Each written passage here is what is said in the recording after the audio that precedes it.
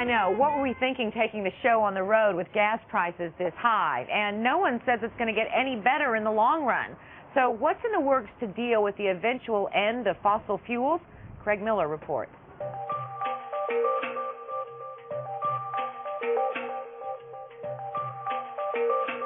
The fact of the matter is that energy is going to cost more in the future. That's a fact. It's going to be a bigger fraction of our cost of living. Period. Yeah, period. There's no getting around that. I mean, the era of cheap energy is ending. Professor Peter Lehman says we will soon face a stark choice, the Mad Max scenario of energy chaos, or a planned transition to a future free from dependence on fossil fuels. The production of the world's oil is starting to peak. That is, the rate at which we can produce it is starting to be the same as the rate at which we consume it. It's not when we run out of fossil fuels, it's when we can't produce them fast enough for everybody's needs. And that is just about beginning to happen now. Automakers are hitching their wagons to a rising star of energy options, which happens to be the most abundant element in the universe, the H in H2O, hydrogen. Let's see what this baby's got under the hood. So you can see right away that this is not what your regular gasoline car looks like underneath the hood. Not your basic Hemi. No. This SUV, powered by a hydrogen fuel cell, is on loan from Toyota to UC Davis, where engineer Emily Winston often spends time showing it off. This is the fuel cell stack. The hydrogen gas is brought into the stack, where it splits and produces electricity, which powers the car. The fuel cell stack has no moving parts. So it's just gases coming in and water coming out. That is to say, no pollution. The only thing that comes out of the tailpipe is, well, water. So, at this stage of development, how much does a state-of-the-art fuel cell hybrid vehicle just like this one cost? Well, let's put it this way. They're not letting me drive it. Right now, this car is considered priceless. There is no price tag on the vehicle. How much do you have into this one? Today, this costs conservatively about $4 million. Okay. Between $2 and $4 million I total. can see why you're not letting me drive. An ambitious link to our hydrogen future is the California Fuel Cell Partnership, where the partners include some of the world's most powerful transportation companies. Here, competitors like Ford and GM get under the hood together to come up with standards for everything from refueling to safety. This unusual public-private sector initiative is steered by Executive Director Catherine Dunwoody. It's not a government program, it's not an industry program, it's truly a joint collaborative project, and I think that is unique. Even big oil is rolling down the hydrogen highway. Jim Uline works for BP, which now bills itself as Beyond Petroleum. Long term, that's certainly the path that we're heading down. Again, everything's been going less carbon, more hydrogen.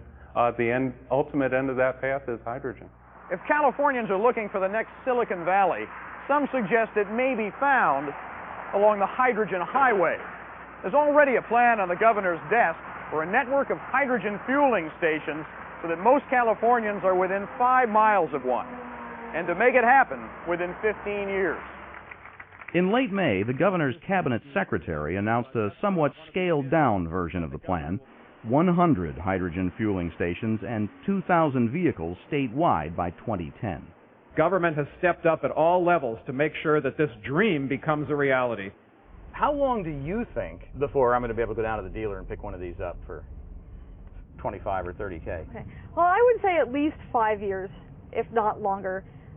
General Motors projects that they will have a market-ready car by 2010, but all the other auto manufacturers are a bit more cautious and are saying at least 10, 15, maybe even 20 years from now. And hydrogen cars aren't the only thing that's some distance down the road. So is a clean source of the hydrogen itself. In fact, the fuel cell in this prototype is still dependent for its hydrogen on fossil fuels.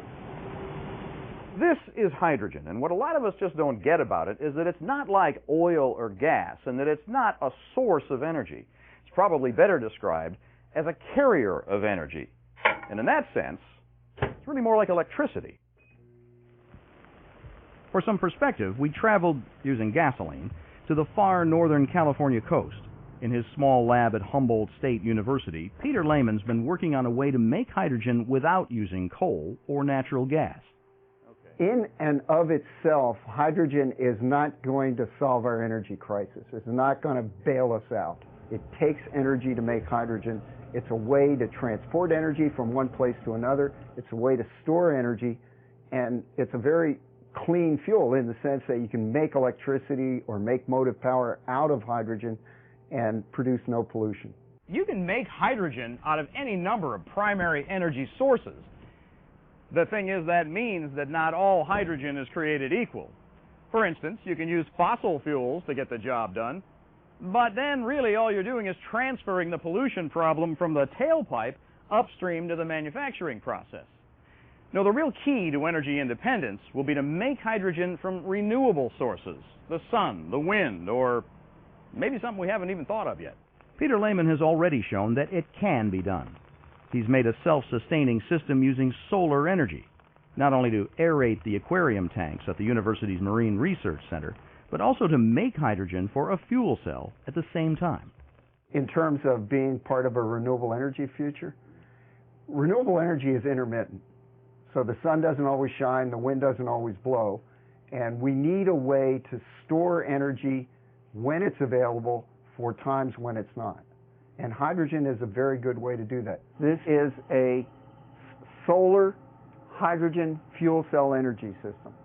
So the solar panels outside collect solar energy, make electricity.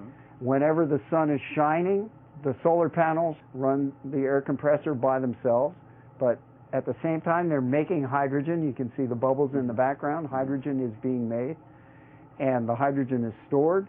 When the panels can no longer run the air compressor because it's getting dark, We're getting close to that. then the fuel cell turns on, and we have continuous power 24 hours a day.